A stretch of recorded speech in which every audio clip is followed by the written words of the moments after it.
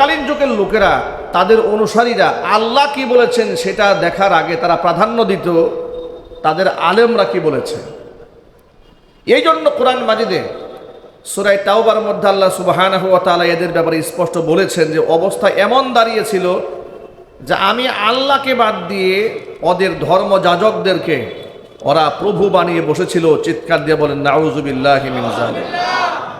কোরআনে কারীমের ভাষায় ইত্তাখাযু আহবারহুম ওয়া রুহবানাহুম আরবাবাম মিন দুনিল্লাহি ওয়াল মাসীহ ইবনে মারইয়াম وما أمروا إلا ليعبدوا إلها واحدا لا إله إلا هو سبحانه عما يشركون اتخذوا أحبارهم ورهبانهم أربابا من دون الله আমি আল্লাহকে বাদ দিয়া তারা তাদের ধর্মযাজক এবং পুরোহিতদেরকে, ধর্মগুরুদেরকে কি বলা হতো?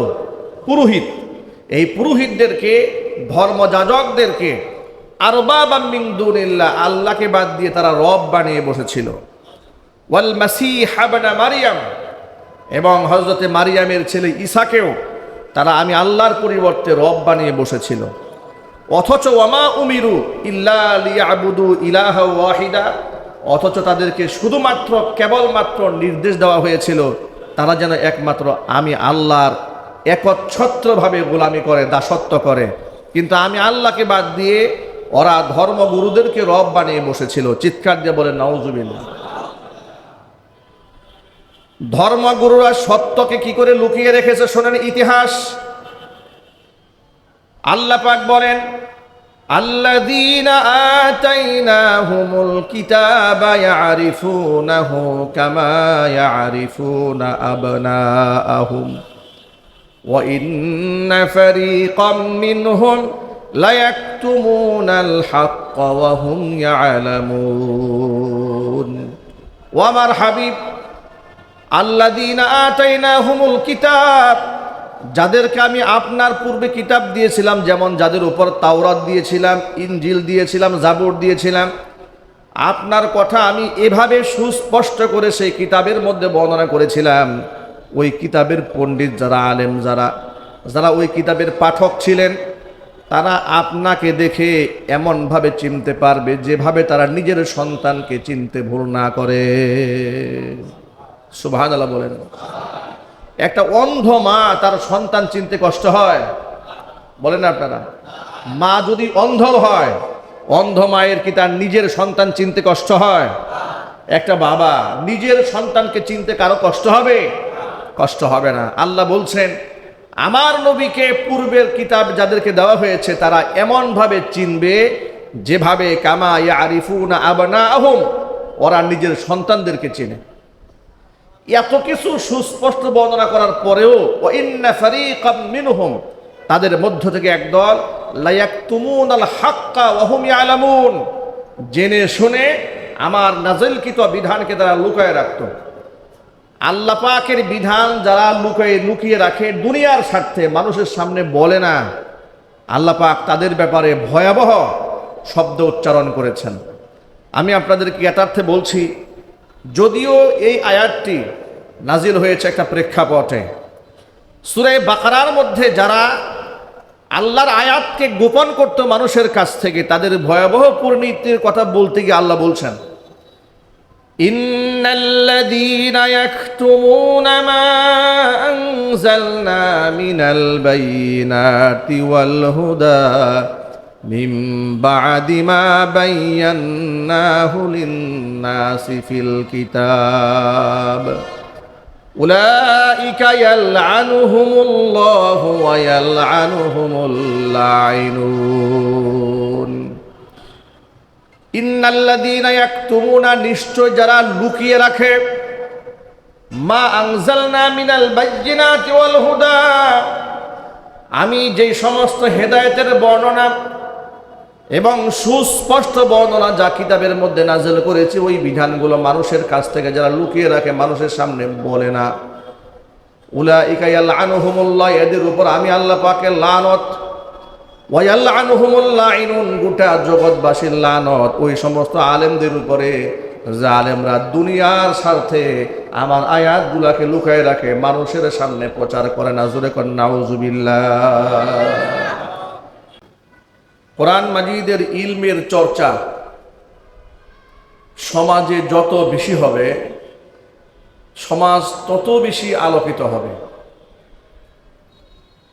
প্রতিটি আলেমের দায়িত্ব হচ্ছে আল্লাহর বিধানগুলো খুব সহজভাবে মানুষের সামনে উপস্থাপন করা। আল্লাহর অনেক বিধান আছে, মানতে খুবই সহজ, কিছু কিছু বিধান বাস্তবায়ন করা কঠিন। সব বিধানে একরকম নয়, কিছু কিছু বিষয় আছে যেগুলো ব্যক্তির সাথে সম্পর্কিত, কিছু আহকামাত আছে সামাজিকভাবে বাস্তবায়ন করতে হয়, আবার কিছু কিছু আল্লাহর দেওয়া বিধান আছে যেগুলো রাষ্ট্রীয়ভাবে কার্যকর করতে হয়। ব্যক্তিগত আমল কি? তাহাজ্জুদের আমল, গোপন দান, গোপন সাদাকা, নিজের শারঈ আহকামাত, নিজের পবিত্রতা পরিচ্ছন্নতা বজায় রাখা ব্যক্তি আমল। সমাজবদ্ধ আমল কি? জামাতের সাথে এসে নামাজ আদায় করা, মানুষ মারা গেলে জানাজার নামাজে গিয়ে হাজির হওয়া, এগুলো হচ্ছে সমাজবদ্ধ আমল। রাষ্ট্রীয় আমল কি?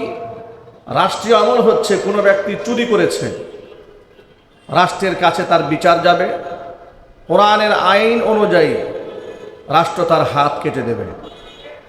কোনো ব্যক্তি জিনা করেছে, সামাজিকভাবে ইমাম সাহেব দায়িত্ব নিয়ে তাকে দুর্রা মারতে পারবে না কিংবা তাকে কতল করতে পারবে না, এটা ইমাম সাহেবের রাইট নাই, এটা রাষ্ট্র দেখবে।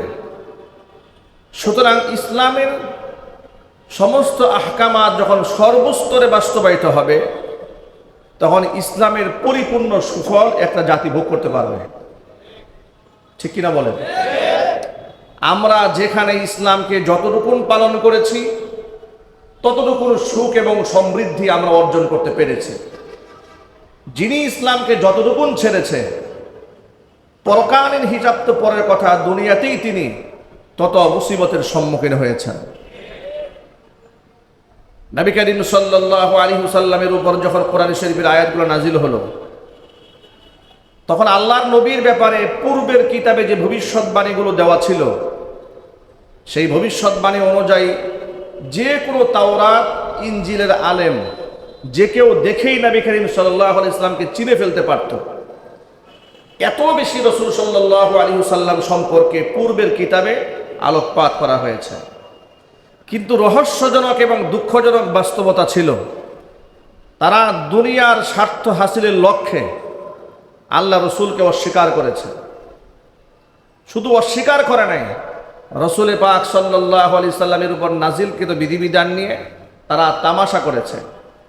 এমনকি তাদের কিতাবের মধ্যে বর্ণিত যত বিধিবিধান ছিল, যেগুলো নিজ স্বার্থে বাস্তবায়ন করলে নিজের স্বার্থ হাসিল হয়, সেগুলো তারা প্রচার করেছে। আর যেগুলা বাস্তবায়ন করলে এটা সমাজের মধ্যে একটু কঠিন পর্যায়ে গিয়ে দাঁড়ায়, নিজের কর্তৃত্ব, নিজের ক্ষমতা ছুটে যায়, রহস্যজনকভাবে তারা, দুঃখজনকভাবে তারা আল্লাহর সেই আয়াতগুলোকে লুকিয়ে রেখেছে দুনিয়ার স্বার্থে।